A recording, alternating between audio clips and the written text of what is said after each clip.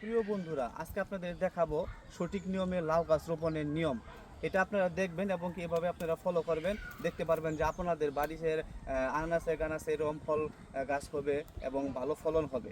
তো আমি যে এই লাউ গাছগুলো দেখতে পাচ্ছেন বন্ধুরা, এই লাউ গাছ কিন্তু আমি বুনছি প্রায় 20 থেকে 25 দিন হয়ে গেছে। এটা দেশি লাউয়ের জাত, তো বেশি বড় হয় না, কিন্তু গাছের সাইজগুলো দেখেন আপনারা, কত ডোগাগুলো অনেক মোটা এবং পাতাগুলো অনেক সুস্থ। আল্লাহ দিলে কোনো পোকামাকড় আক্রমণ করতে পারে নাই। কারণ হয়েছে আমি এখানে প্রচুর পরিমাণে জৈব সার প্রয়োগ করছি। কি জৈব সার প্রয়োগ করছি? এখানে আছে গোবরের মাটি, এখানে আছে গোবরের মাটি, আর এখানে আছে আপনাদের পচা যে ঘাস গোবর, এগুলা মিক্সড করে আমি এখানে গাছগুলো রোপণ করছি। তো এই কারণে কিন্তু আমার গাছের সাইজও ভালো এবং আল্লাহর রহমতে গাছের সুস্থ আছে।